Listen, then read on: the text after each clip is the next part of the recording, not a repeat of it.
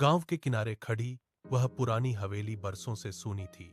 लोग कहते थे कि वहां की दीवारें रूहों को कैद कर लेती हैं, लेकिन शहर से आए लेखक आर्यन को इन बातों पर यकीन नहीं था।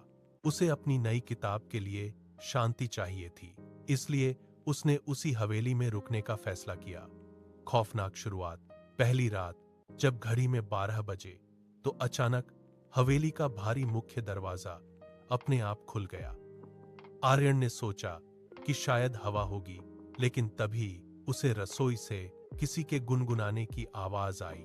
जब वह मोमबत्ती लेकर नीचे गया तो वहां कोई नहीं था। फर्श पर ताहे मिट्टी के पैरों के निशान थे, जो सीधे एक बंद दीवार की ओर जा रहे थे। आईने का खौफ।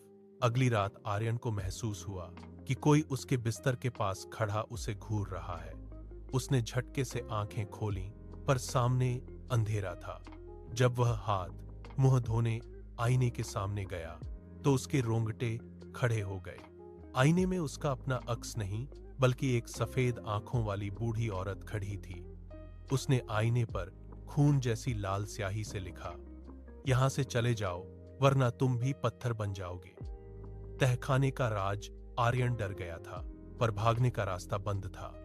उसे हॉल के कालीन के नीचे एक गुप्त दरवाजा मिला, जो तहखाने की ओर जाता था। नीचे उतरते ही उसे ससांध महसूस हुई। दीवार पर एक पुरानी धुंधली तस्वीर टंगी थी। वह तस्वीर बिल्कुल आर्यन जैसी दिखती थी, जैसे वह 100 साल पहले की हो। तभी पीछे से वही ठंडी गुनगुनाहट गूंजी। वही बूढ़ी औरत उसके ठीक पीछे खड़ी थी।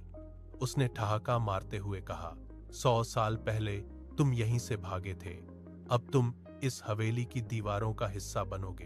अंतिम दृश्य। अगली सुबह गांव वालों ने देखा कि हवेली का दरवाजा खुला है। आर्यन का सामान और अधूरी किताब मेज पर वैसी ही पड़ी थी, पर